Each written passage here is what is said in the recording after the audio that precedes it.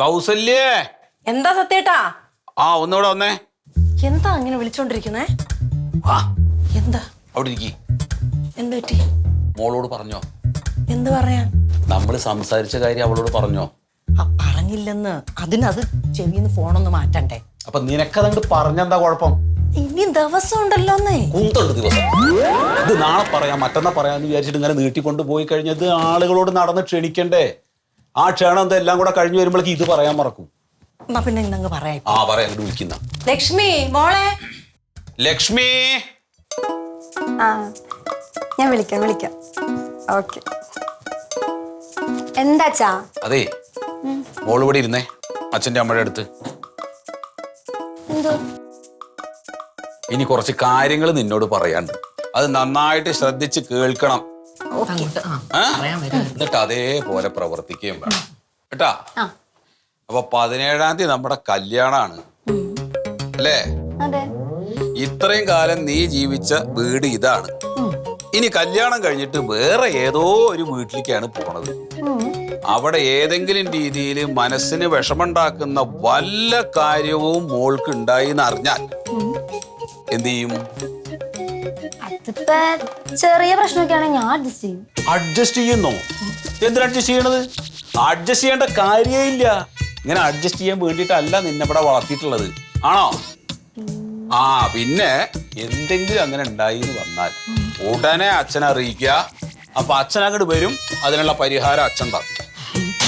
പിന്നെ മോളെ, അമ്മായിയമ്മ എങ്ങാനും എന്തെങ്കിലും കുത്തുവാക്ക് പറഞ്ഞതുപോലെ തോന്നിയാ എന്ത് ചെയ്യും? ഞാന് ഒന്നുമില്ല, അച്ഛനെ വിളിക്കുക കേട്ടാ. അതിനുള്ള പരിഹാരം അച്ഛൻ ഉണ്ടാക്കി തരാം. ആ പിന്നെ പ്യാരിജാതന്റെ സ്വഭാവം എങ്ങനെയാണെന്ന് നമുക്ക് അറിയില്ല. ചൂഴ്ന്നു നോക്കാനൊന്നും പറ്റില്ലല്ലോ. അപ്പൊ ഏതെങ്കിലും രീതിയിൽ പരുഷമായിട്ട് സംസാരിക്കുകയും മനസ്സിന് വിഷമം തട്ടുന്ന കാര്യങ്ങളൊക്കെ പുള്ളിക്കാരന്റെ ഭാഗത്ത് നിന്ന് ഉണ്ടാവുകയൊക്കെ ചെയ്താൽ ഒരൊറ്റ കോള് എന്താ ചെയ്യേണ്ടതെന്ന് അച്ഛനറിയാം. പിന്നെ മോളെ, ആ പ്യാരി കള്ളു കുടിക്കോ ഇല്ലയോ എന്നൊന്നും ഇപ്പൊ നമുക്കറിയില്ല. കുടിക്കൊക്കെ ചെയ്യുമായിരിക്കും, ചെറുപ്പക്കാരല്ലേ. എന്നാലും ഒന്നും ശരിയല്ല. ആ അങ്ങനെ എങ്ങാനും നിനക്കൊരു സൂചന കിട്ടിയ മോൾ എന്ത് ചെയ്യും? ഞാന് അച്ഛനെ വിളിക്കും. അച്ഛനെ വിളിക്കണം. എന്താ ചെയ്യേണ്ടതെന്ന് അച്ഛനറിയാം കേട്ടാ. പിന്നല്ല. പിന്നെ വേറൊരു പ്രധാനപ്പെട്ട കാര്യം, കല്യാണം കഴിഞ്ഞിട്ട് ഇവിടുന്ന് അങ്ങോട്ട് പോയാൽ ആഴ്ചയില് ഒരു ദിവസം അച്ഛനും അമ്മയും കൂടി അങ്ങോട്ട് വരും. 2 ദിവസം നിങ്ങൾ ഇവിടെ വന്ന് താമസിക്കണം.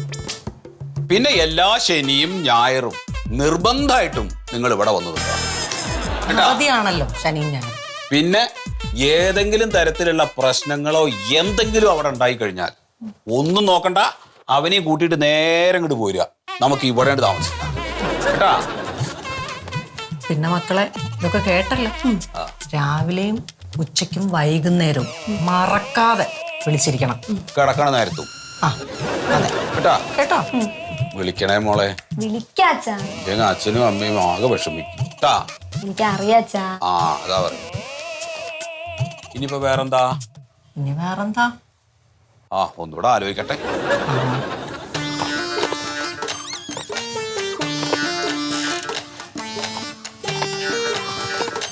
ഉപ്പ് കൂടുതൽ പോരാ? കൂടുതൽ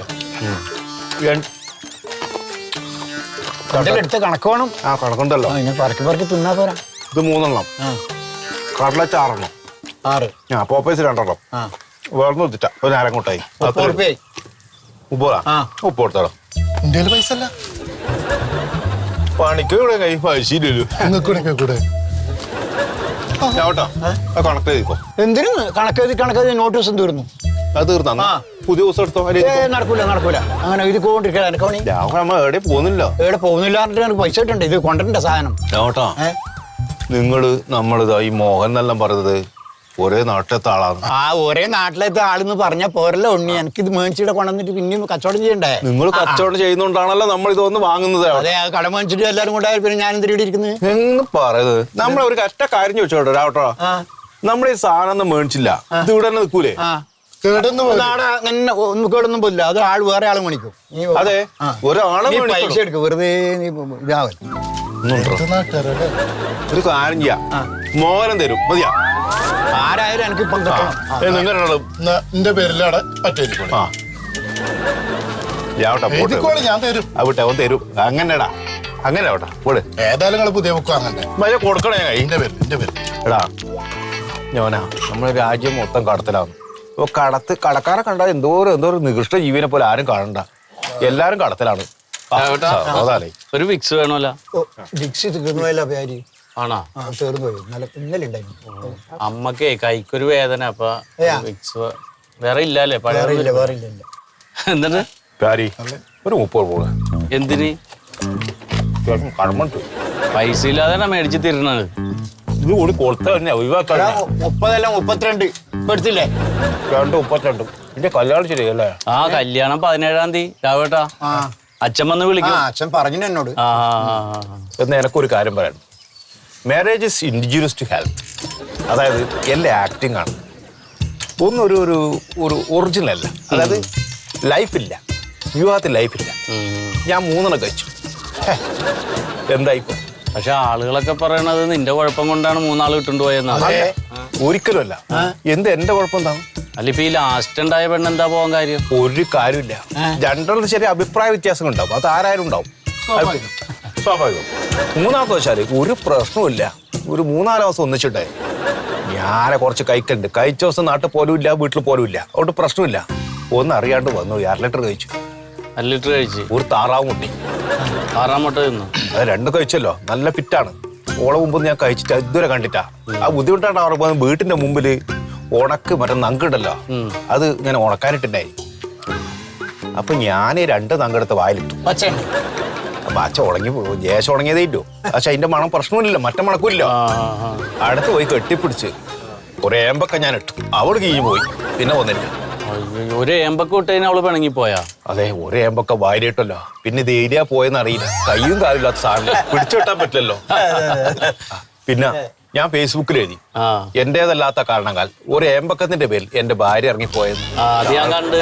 ആൾക്കാർ എത്ര ലൈക്കിറക്കി. അവിടെ ചീത്തം. ഹണിമൂൺ ട്രിപ്പ് എങ്ങോട്ടാണ്? ഹണിമൂൺ ട്രിപ്പ് അങ്ങനെ തീരുമാനിച്ചിട്ടില്ല. ഒന്ന് കുഞ്ഞമ്മയുടെ വീട് വരെ ഒന്ന് പോണം. ഒരു ദിവസം അവിടെ നിൽക്കണം. പിന്നെ ഞങ്ങളുടെ വകയിലൊരു മുത്തച്ഛൻ്റെ ഒരു ശവകുടീരമുണ്ട് ചേർത്തലയിൽ. അവിടെ പോയി ഒരു ദിവസം തങ്ങണം.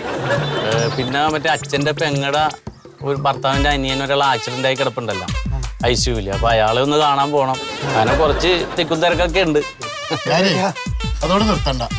ഗുരുവായൂരും ചോറ്റാനിക്കരും കൂടി പോയി ചെങ്ങായി കല്യാണം കഴിഞ്ഞ് ഹണിമൂൺ പോണ സ്ഥലങ്ങൾ അതൊക്കെ പല മൂന്നാറൊക്കെ പോണ്ടേ കുഞ്ഞമ്മന്റെ വീട്ടില്. മൂന്നാറിൽ നല്ല തണുപ്പായി. ആണോ? നല്ല തണുപ്പാണ്. അപ്പൊ അതൊക്കെ ഒന്ന് പ്ലാൻ ചെയ്യണം. നമുക്ക് സമയം ഉണ്ടല്ലോ. അപ്പൊ കല്യാണത്തിന് വരണം എല്ലാവരും കൂടി. അടിച്ചു പൊളിക്കണം. എല്ലാം ഉണ്ട്, എല്ലാ സൗകര്യം ഉണ്ട്. പിന്നെ താറാമോട്ടെ ഉണക്കച്ചെമ്മീൻ ആവട്ടാ. ഞാൻ 3-ാമത്തെ 2-ാമത്തെ കല്യാണം കഴിച്ചതോട് ഒരിക്കലും അടിമൂന്ന് ചോദിച്ചു എവിടെ പോവാന്ന്. കേട്ടാ എവിടെ പോണ്ട് ചോദിച്ചു. ഞാൻ ശബരിമല കോക്ക് പോവാൻ പറ്റില്ലോ. ഇല്ല. അങ്ങനെയുണ്ട്. 60 വയസ്സായപ്പോ അവിടെ എവിടെയും പോകാൻ വേണ്ട.